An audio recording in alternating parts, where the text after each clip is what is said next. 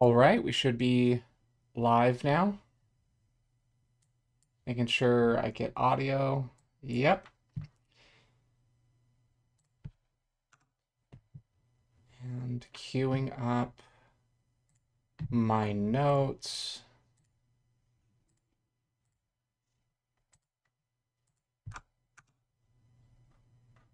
I also want to get a preview of myself there. There we go. Hello, hello. All right, let's start into part 3 of the platformer tutorial. We will jump right in. Last time we were working on this, we had our movement mechanic, our hover mechanic, and flamethrower attack. These enemies that explode when they touch flames, and also a checkpoint system. And all of these are working as intended. So let us get on to working on... oh, sorry, I meant to show you this. There we go. Maybe I should just cut and start again. Here we go. I am going to do that. Here we go. Welcome back to the platformer tutorial. Last time we were working on this, we had our collision and movement mechanics working, our hover mechanic, our flamethrower mechanic, these enemies that explode when they touch flames, and a checkpoint system when we touch the checkpoints. But now it's time to move on to room transitions, a game camera, and screen shake for part 3. Stay tuned to other parts for when we get into our menu system and our sound design and everything. So let's get going right away. Make sure my phone is silenced. There we go. Okay, so let's create the fade in and fade out system so when we transition to rooms it looks a little bit more polished. We are going to build the system in a script and a transition object that's going to black out the screen wherever we want it. So first we start by creating an object called oFade. And in its create event, we are going to declare some variables. Fade out equals false. Defaults to fading in. So when this is true, it'll be a fade out. When it's false, it's a fade in, and the default is a fade out. A equals 1, the alpha value of our black rectangle that we're going to draw to be our fade in, fade out. Target room equals room. It's just set to room because we don't have a target room right now. This is a temp room will be changed. Fade out rate equals 0.05. How fast to fade out. Fade in rate equals 0.05. You can fiddle with these. I'm just declaring them like this for now. This is how fast to fade in. W means width. For display, get GUI width. H equals display, get GUI height. This checks the size of the game window and gives you its dimensions so that we draw a rectangle of the appropriate size. Excuse me. Now we can add a step event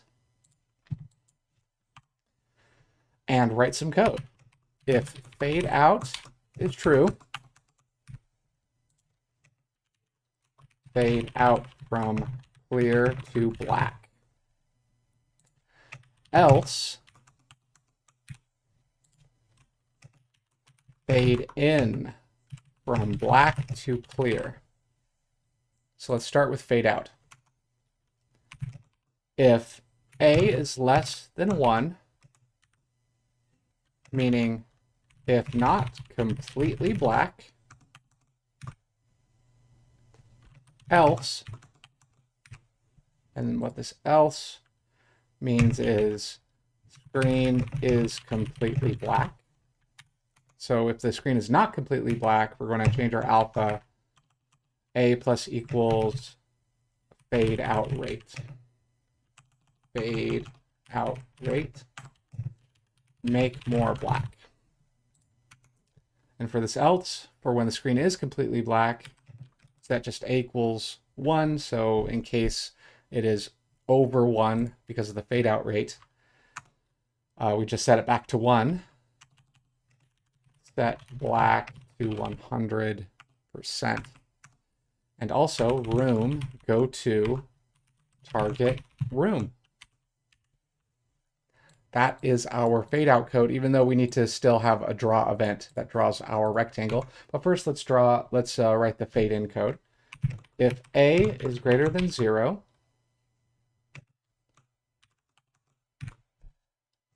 and then else. So what A is greater than 0 means if not completely black. And else means if completely clear. Oh, if completely clear. So if A is greater than 0, A minus equals fade in rate. Else A equals 0, set to 0% black. And instance destroyed, because we won't need it anymore because this is fading into a new room. And then lastly, we will add a draw GUI event. Draw GUI draws things, but it draws it to according to whatever size the game window is, and these coordinates don't relate to the room at all. So if you draw something to start at x of 0, y of 0, that means it'll be the top left corner of the game window, no matter where your camera is. So we add the draw GUI event, and then we draw our rectangle. Draw set color C black. Draw set alpha is A. Draw rectangle starts in the top left corner, 0, 0, and it goes for the width of the game window and the height of the game window. And whether we just want it to be an outline, we want that to be false. We want it to be filled in. And then draw set alpha back to 1, because if you don't do this, it'll make everything in your game get more invisible. Always set your alpha back to 1 after you change it. Excuse me. So that's everything for our transition object. Let's see, what else do we need? I'm looking at my notes. So now we need to write the transition scripts, and we're going to use these scripts whenever we want to call for a fade in or call for a fade out and a transition to a different room. Let's start by creating a new script called fade in, and make sure the name of your script in your asset library is the same as this over here, the function in the script. Fade in. If instance doesn't exist, fade instance create layer. Just give it some, doesn't matter where it's where it's created. I'm just saying 0, 0. Say 10, 10, or doesn't matter where. The layer is the player layer, and the object you create is fade. And then since everything in fade is written to default to fading in, we actually don't need to add any other code here. So the way we test this is we just go to room code, the thing that runs at the beginning of every room, and we just write that script, fade in. And so when we start the game, we should see a fade in from black. So it was there. I'm restarting the game, so we see that fade in from black. If you want to play around with this, you go to fade and change the fade in rate. We can change the fade in rate to be like really slow, like 0.01, so 5 times slower. See how much slower that fade in is? Put it back to 5. So now if we want to fade out, we need to alter the instructions of the fade object, and we do that in a script. Now, scripts can take parameters or arguments, which are like inputs into the script, and these parameters are stored as local variables in the script. So when a script is like this, like just fade in, and there's empty parentheses, that means there's no arguments that we're inputting into the script, and it just works as is. But we are going to create a script that actually takes some arguments. So create a new script, call this fade out. And we are going to write some comments up here to help us remember what we're doing. So 3 slashes at function fade out target room, and another 3 slashes at param index target room. What this does is that when we're doing stuff in step events or anywhere else, you probably have seen when we've used different functions in Gamemaker, it shows us a little description down here in the bottom of the window about what arguments we need to add. And this is doing the same thing for our little script. Oh. Unless I have messed it up somehow. No, I haven't, because I need to add this parameter. So first we'll add this parameter called target room.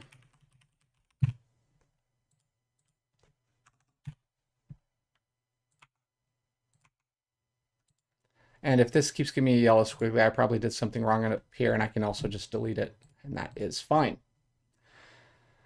In fact, I think I might, just because this is annoying me. So I told you to do something. You don't have to do it. Here we go. So we created this function fade out, and then we created this parameter that it's going to take, so that when we actually write our function, we'll write fade out and then say like bar level 1 or something like that. And then that will fade out and then take us to that room. So let's create the fade object and then change some of its variables. If instance doesn't exist, fade, then var fade equals instance create layer 0, 0 player layer fade. So we create this instance of fade, but then we also assign its ID a temporary variable that we can use to manipulate some of its variables. Then we write with fade, meaning with this instance that of fade that we just created, we can run some code in it to change its variables. A equals 0, fade out equals true, target room equals target room. Now, because this is using a local variable and it's in a script, we don't have to do the normal thing, which we have to do other times when we use a with statement, which is we would have to write other dot, and then this thing. This refers to everything that's not within the with statement. But we don't have to do that here. And that's it. We can check to see if it works. We can go to the death script and we can delete everything here and just replace it with fade out global dot checkpoint room. And this is telling us when the character dies, we fade out and go to the last checkpoint room. So let's test it. Now, everything should work normally.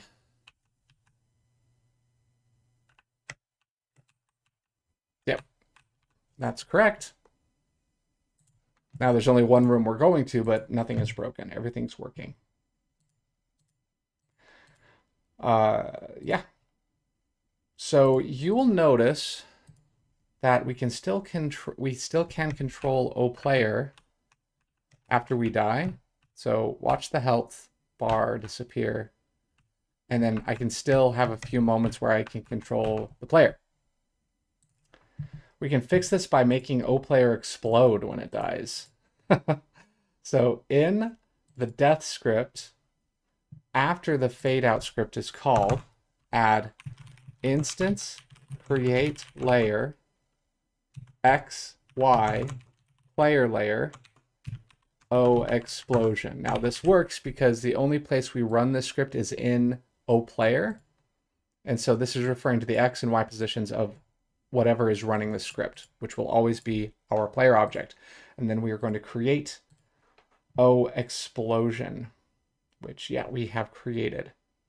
And then after that, we can destroy our player object. Instance destroy. Let's test it out. So let's have the character take some damage and a little explosion and then a fade out. It's working. Okay, so let's make it so the player also can't move during fade ins and fade outs, but when we'll need that because when we transition to different rooms, we're also going to fade out. It's not only for the death script. We want to make it so you can't control the player object if there's a fade in or a fade out, and that's pretty simple. Just go to our O player object, open the inputs region where it says get inputs, and we're just going to add after this, because code always runs in order in Gamemaker. After we declare all these variables, we write if instance exists O fade, meaning a fade has started, whether it's a fade in or a fade out. Set all of these to 0. So key left equals 0, key right equals 0, key jump equals 0, key jump held equals 0. So even if these do get assigned a number, whether, it's on or off, 1 or 0, this will override it because it runs after it if there is a fade object. And to test this, what I'm going to do is I'm going to make the fade in rate very slow again, and then try to control our player object when it's fading in. So I'm hitting left and right, and now when the fade is completely done, it allows me to start moving again. So it's working. Change that back to 0.05. Because I'm trying to make this game a truly 1-bit pixel art, we can change the fading system slightly. And what I mean by 1-bit pixel art, it means there's only 2 colors. There's black and then there's white.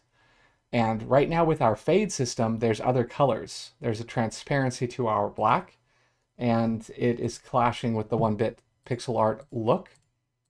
So what we can do is that we can replace the fade in stuff in O fade in the step event, where it says fade in from black to clear. Here, fade in from black to clear in this section. We can just replace this with something else. I'm just going to delete all of this first, and instead write if hmin plus pixels to skip, we will declare these variables later, is less than hmax, hmin plus equals pixels to skip. Else, instance destroy. And then in the create event, declare some variables, new fade in system, pixels to skip equals 12, hmax equals h, and we've already declared h up here, so we can use it down here. Used for the fade out, and then hmin equals 0, used for the fade in.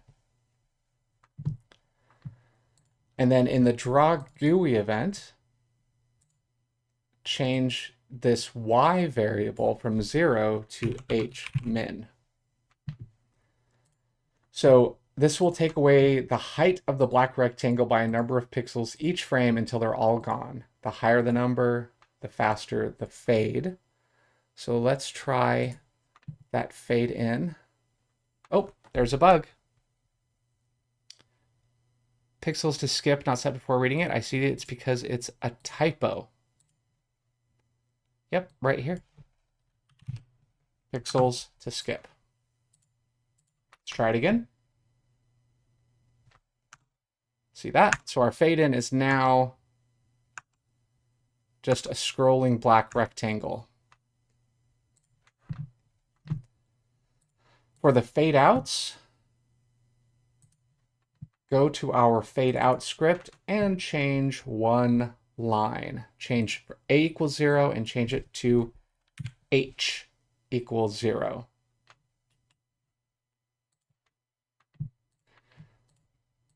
So now we're setting the height of the black rectangle to 0 so that it can gradually grow to cover the entire screen. Now back to our O-fade object. We need to make one more adjustment. We need to change the fade out code. We already changed the fade in code, right? So let's replace the fade out code entirely, delete all of it, and just write if h plus pixels to skip is less than h max, h plus equals pixels to skip. Else h equals h max, room go to target room. And now we can test it out. But we have to die, of course. So our fade in is working, so now we need to take some damage. Take some damage and fade out. Now, isn't that nice? It's sort of a scrolling black rectangle. Lastly here, let's delete the stuff that we don't need.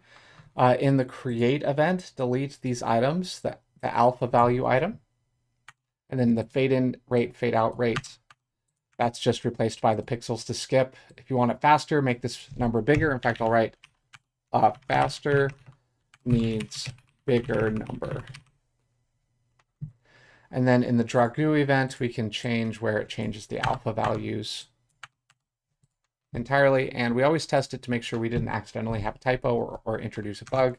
Our fade in is working, and let's check our fade out. System.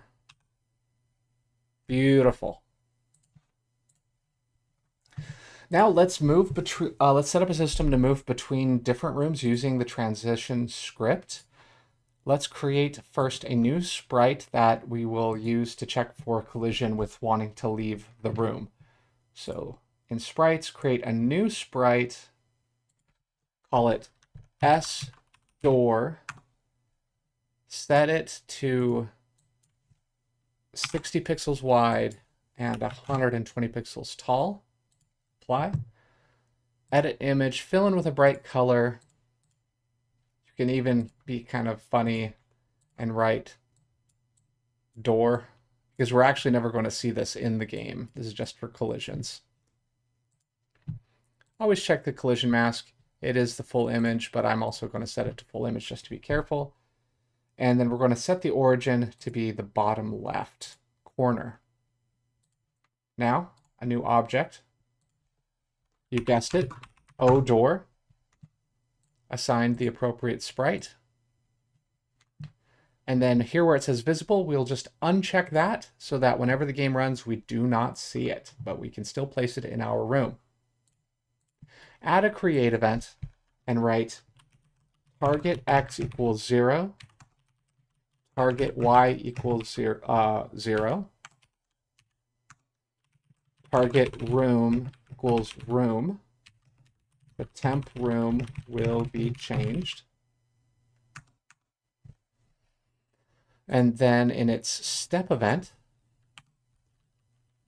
if place meeting x, y, o player means the player touches the door,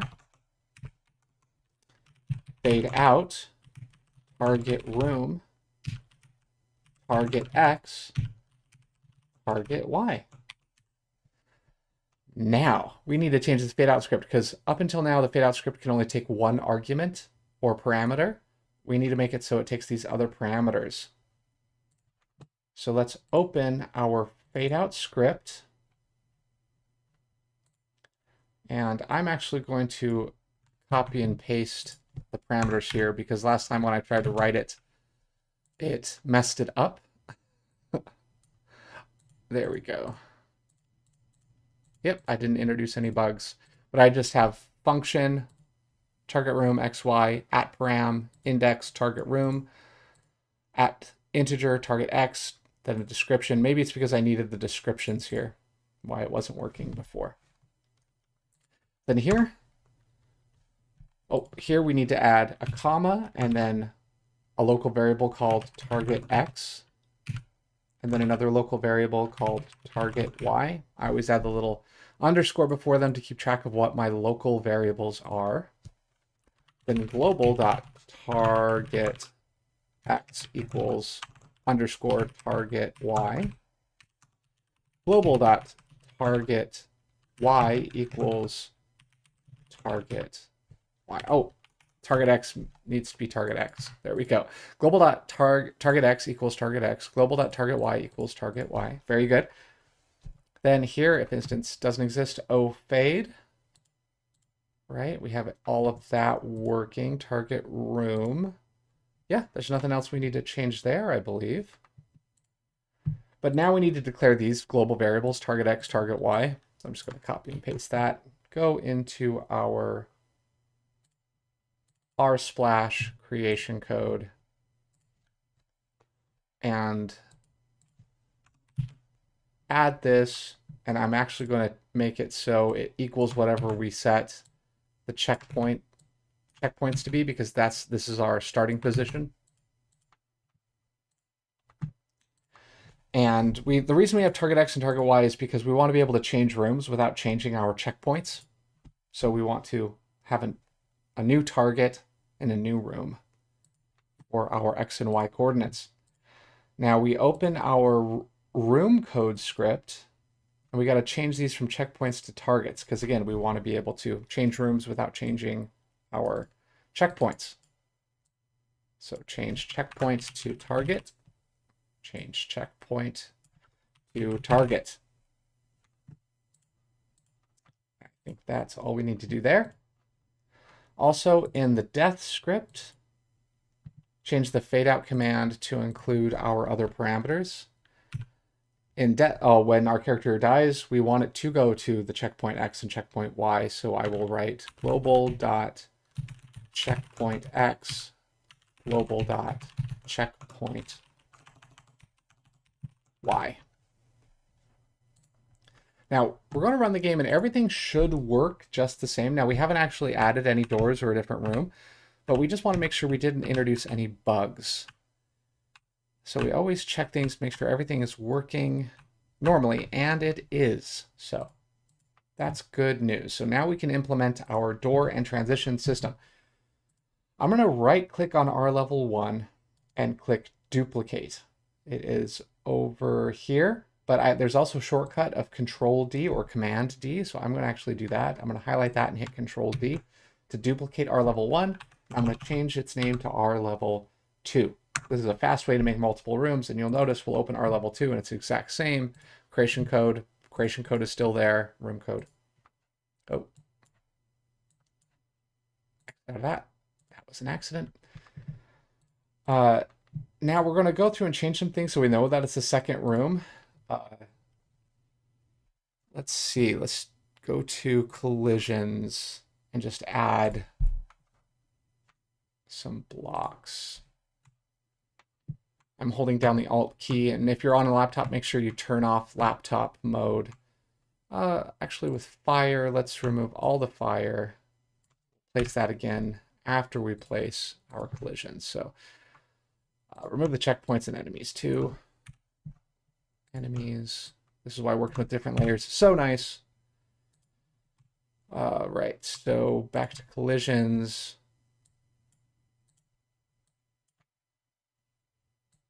Yeah, there we go. And now to test things, I'm going to put the door over here in the collisions layer. So I'm going to move these things right there and also add a couple of blocks here outside the room. And I'm going to add the door, and it just matches up perfectly. Now it's outside the boundaries of the room, so you won't see it, but it's also not a visible object. So that's where the door will be coming into our level 2. Open our level 1 and remove this checkpoint. And let's put this up here, actually.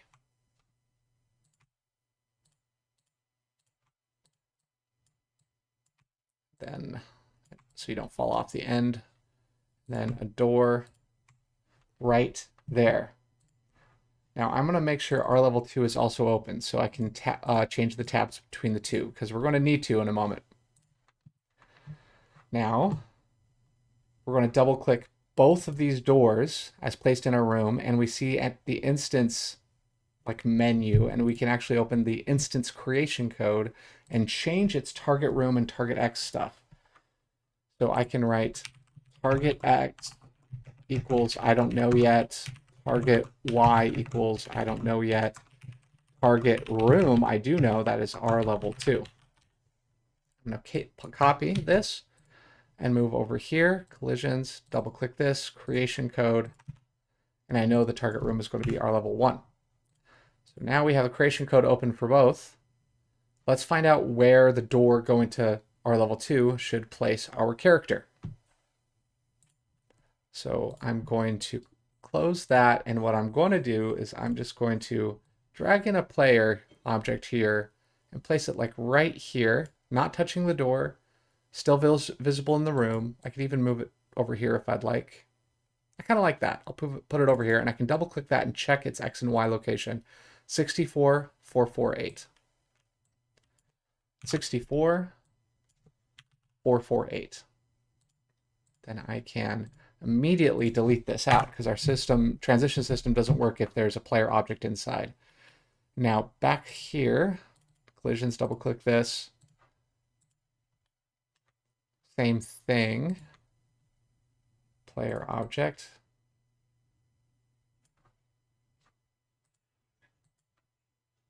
Actually, what's going on here? Drat. I'm going to have to turn off the grid so I can move it down. There we go. 928 to 10. 928 to 10. Then immediately remove this OPlayer object from the room, turn our grid back on. So before we run the game to check everything is working, let's walk through what's happening step by step. So our player object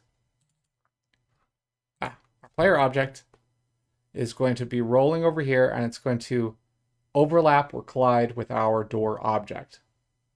Our door object is always checking for that collision, and if it does overlap with the player, it initiates a fade out. And remember, if there's a fade out happening, if there's an O fade object, our player character doesn't move.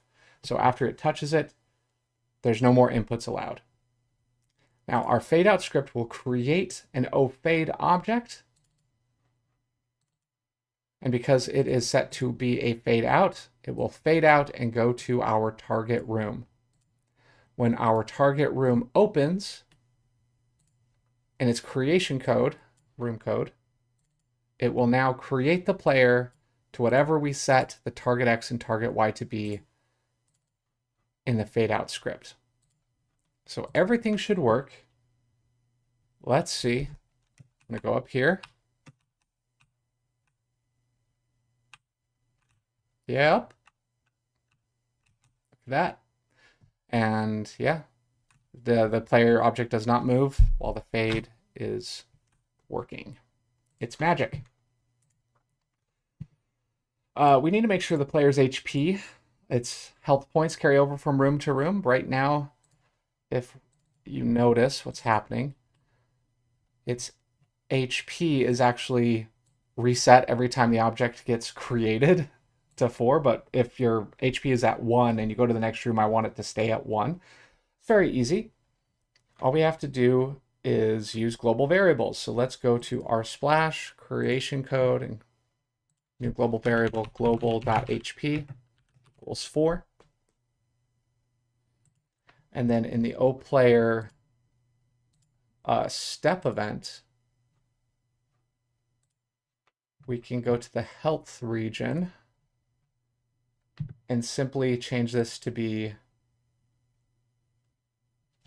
global.hp and global.hp. And in the health bar, scroll down health bar, change this to global.hp. And then in the draw event, change this to global.hp. And in the death script, before you destroy everything, change it to global.hp equals 4 again. Reset HP. And last little bit of tidying up. In the create event where we have HP here, we can just delete it.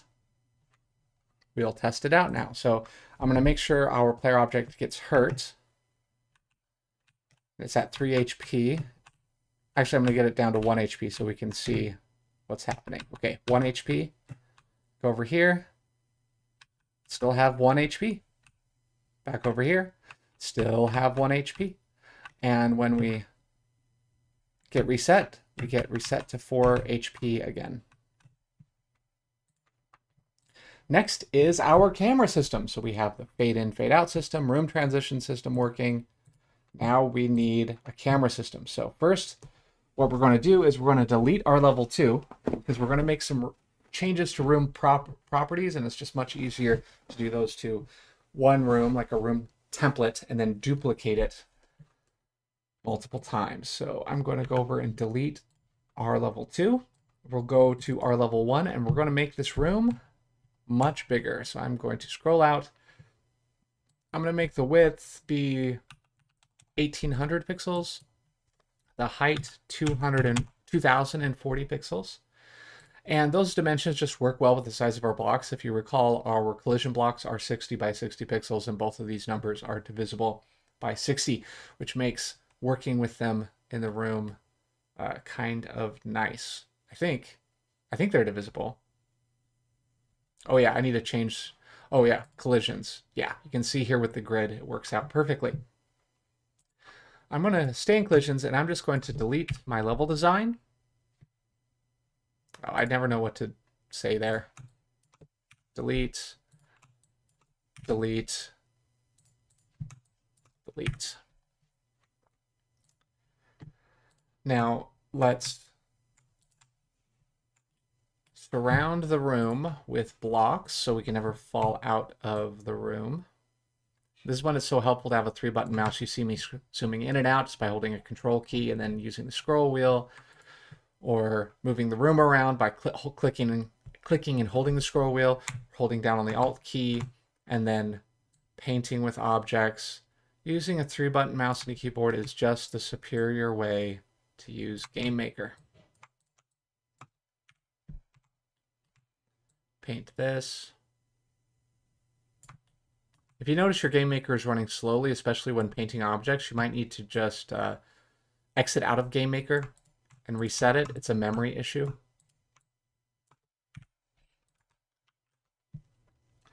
All right, we've surrounded this room with blocks, and we are going to change where we spawn the player. So I think I have in my notes that a good place to spawn the player is this. I'll write it down. 270 pixels from the left and 1950 pixels from the top. So it should spawn the character like right here. Now, camera system. So in our level 1, I'm going to just click up here to get the properties. And you see a little tab here called viewports and cameras. I'm going to open that, and I'm going to click enable viewports. And then this is getting, well, the QR code is now making things difficult to see. So let me turn that off. Then I'm going to open viewport 0 and make it visible. Now we need to change some of these camera properties. Let me look at my notes, make sure I do it correctly. We're just going to change the width and height of the camera properties and the viewport properties to be the same as our game window, or the same dimensions as our R splash room, which is 960 by 540. Because we want our camera to be the same size as our game window. This isn't always the case. In my new game I'm currently working on, I have multiple cameras working at the same time. 540, so they're not the size of the game window. 960 by 540, 960 by 540. All right, they're both changed. And you'll see you now have a little preview of what the camera is going to capture and show on the screen. This shape. Exit out of there. We are going to create a new object called OCamera, and OCamera is going to handle all the code for our camera. In the create event, declare a bunch of variables. Cam equals view camera 0. Give a name to the room's camera.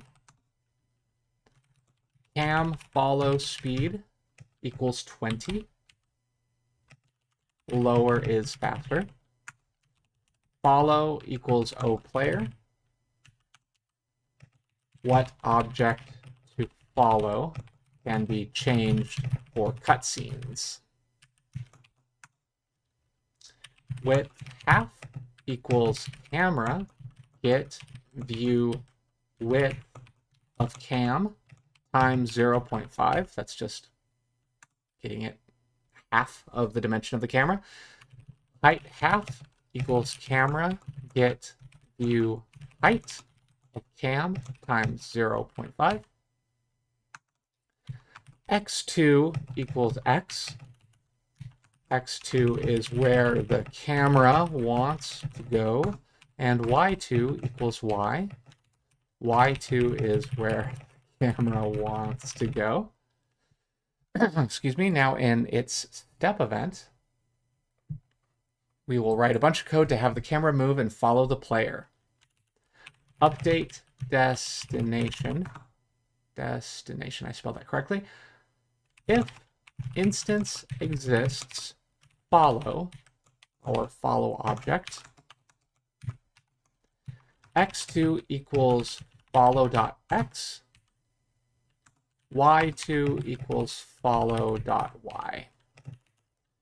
Set x2 and y2 to be the x and y of our follow object. Comment update object position x. Now we are manipulating the x and y location of our OCamera object. And this is going to allow there to be a follow speed, so it's not just stuck on our player. X plus equals, open parentheses, x2 minus x divided by cam follow speed. Move slower the closer it gets to the follow object. Oh, I need to hit return.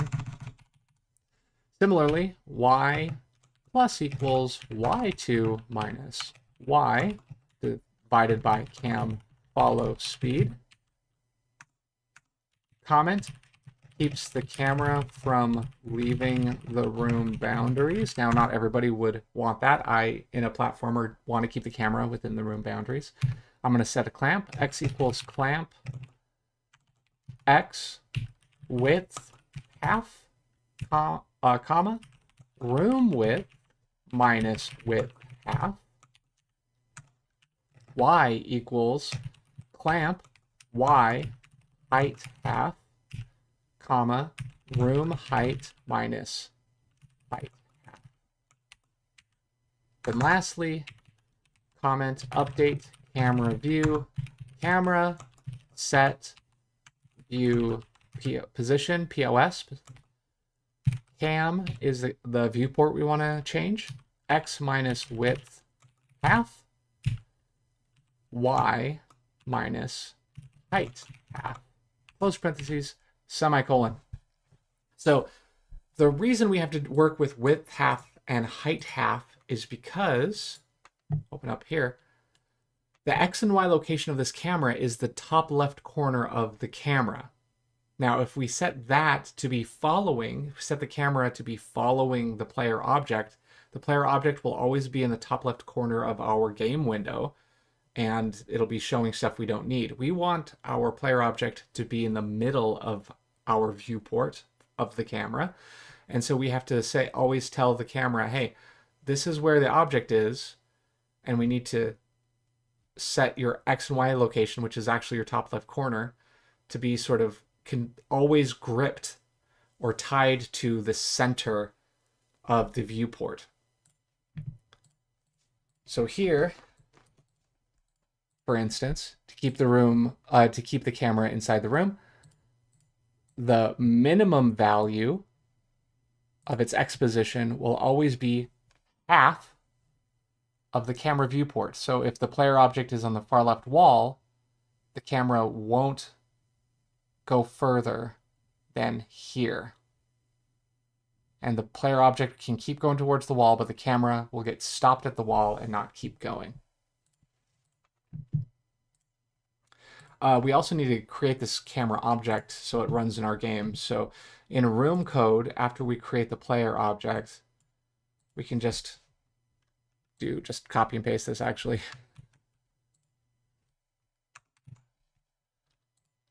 Instead of oPlayer, we'll just call it oCamera. Let's test it out.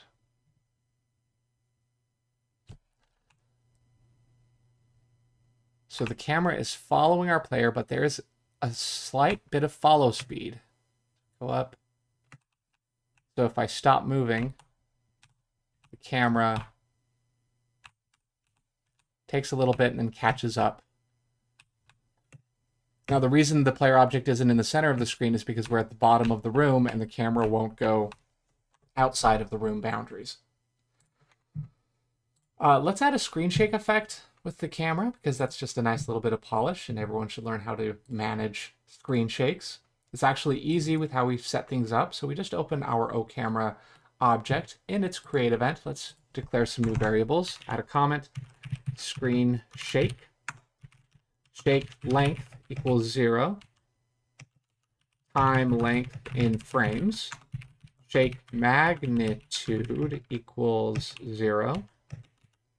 How big of shakes in pixels. Shake remain equals 0. Countdown timer for screen shake. Buff equals 30.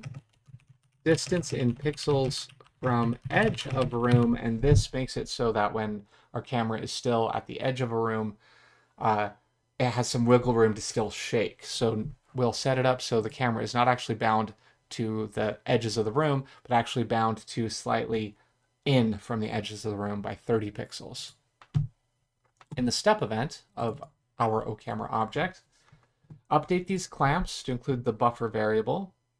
So we say for the minimum value, width half plus buff, height half plus buff, and then over here, minus buff, and minus buff. And again, in the step event, a new section, place it right before we update the camera view, screen shake. After the clamps, before camera view, yep. X plus equals random range negative shake remain, comma, shake remain. Y plus equals random range negative shake remain, comma, shake remain. Comment, make magnitude of shake get less intense over time. Shake remain equals max 0, shake remain minus open parentheses. I made an O instead of 0. Change it back to 0. Shake remain minus open parentheses 1 divided by shake length, close parentheses, times shake magnitude, close parentheses, semicolon. Now this may seem a little complicated, but what it does is that it makes the magnitude of the shake be very big at the beginning, and then as we get closer to 0 of shake remain, it's like a timer, it goes down, the magnitude gets smaller and smaller. Let's see, and then we're going to create a new script to handle our screen shake. So let's create a new script and call it screen shake. Let's see if I can actually write these comments correctly this time without copying and pasting from my notes. Okay, let's see if I can do this. / at desk screen shake magnitude comma frames / at param magnitude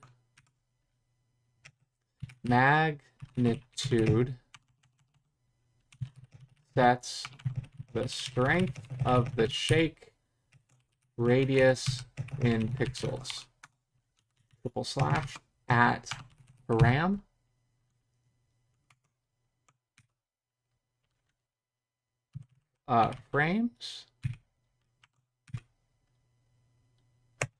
frames sets the length of the shake in frames 60 = 1 second at 60 FPS.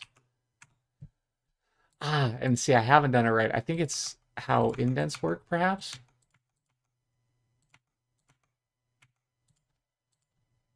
Why does it work when I copy and paste it? See, watch this. This is going to disappear when I copy and paste it. Or not. I guess I just don't understand. Oh, maybe I need to add the parameters first? Let's see. Magnitude frames.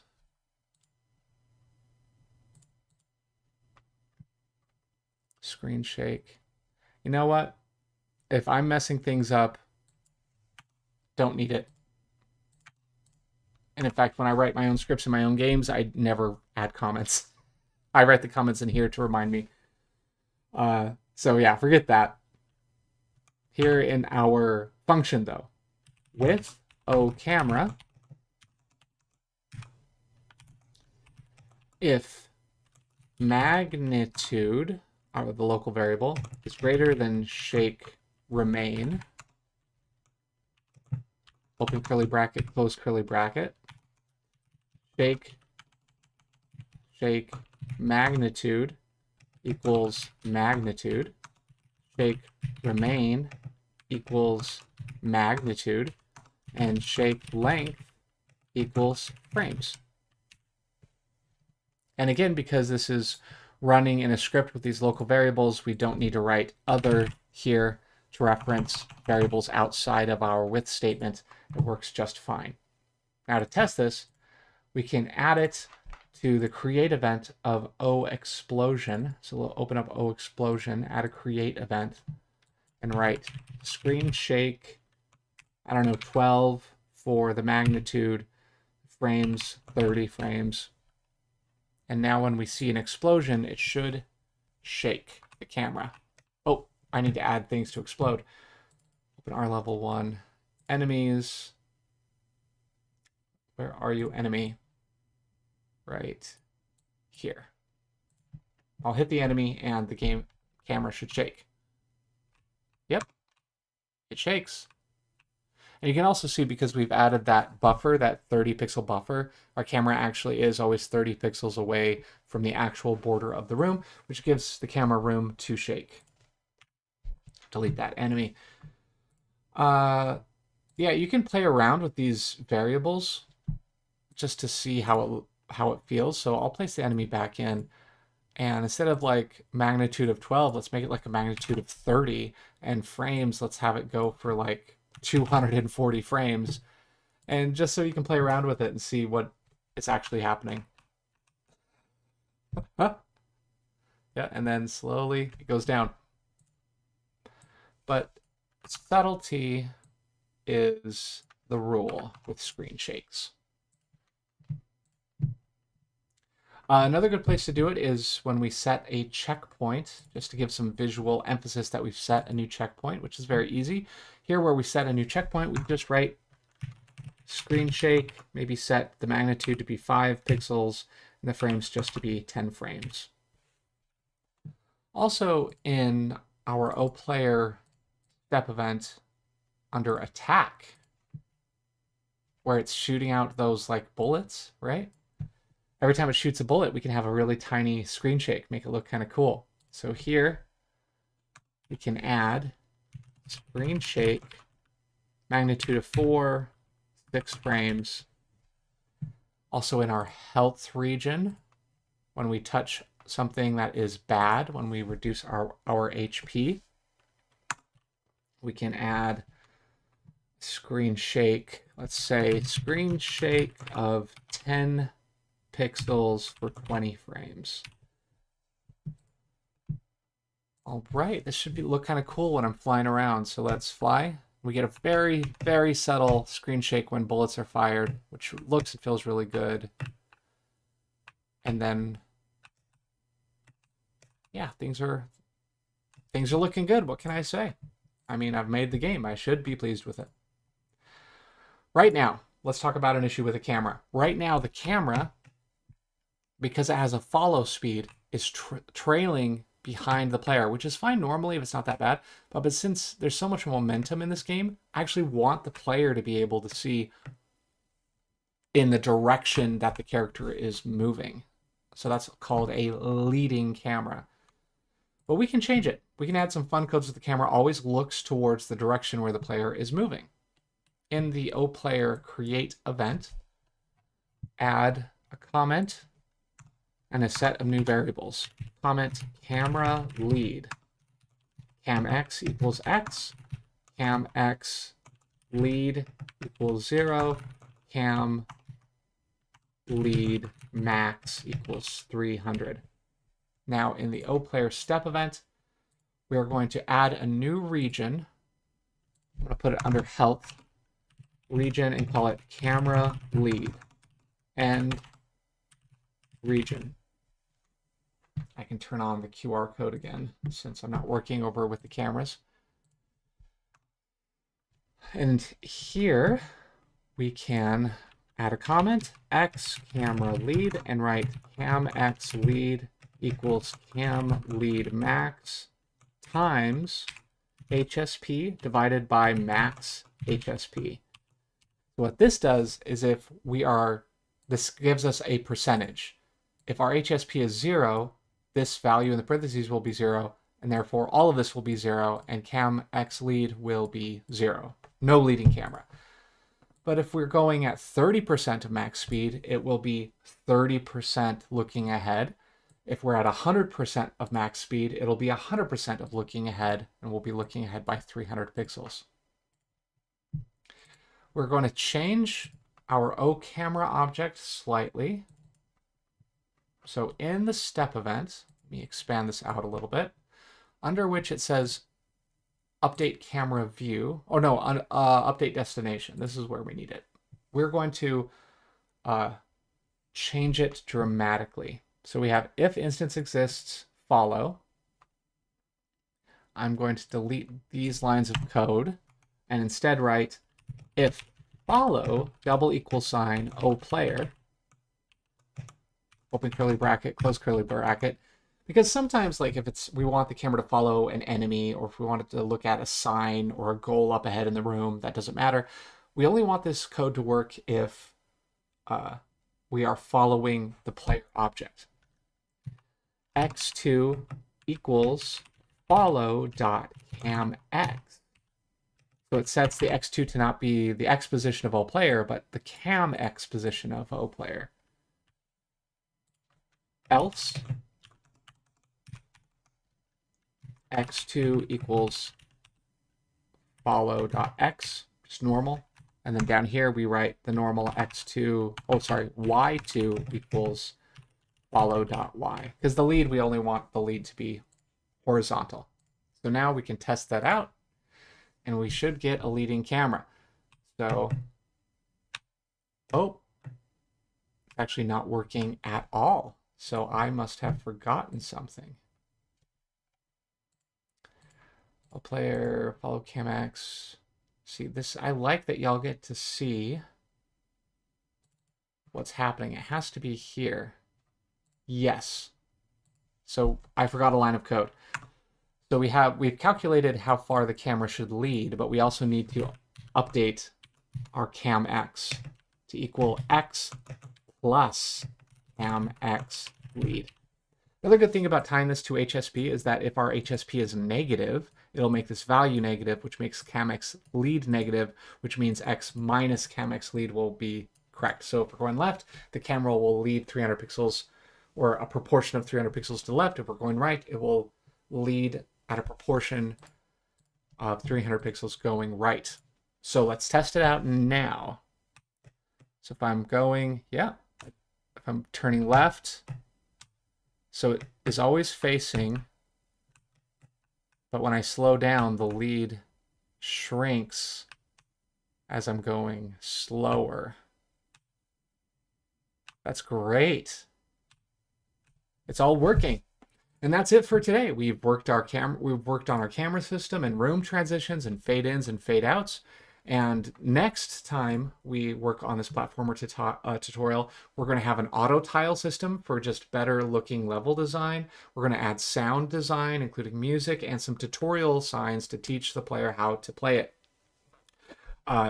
Before doing that, I would invite anybody who's watching to design a couple of simple levels, an R level 1 and an R level 2, fully fleshed out with enemies and fire and checkpoints and doors and everything, because that's what I'll be doing before I record it.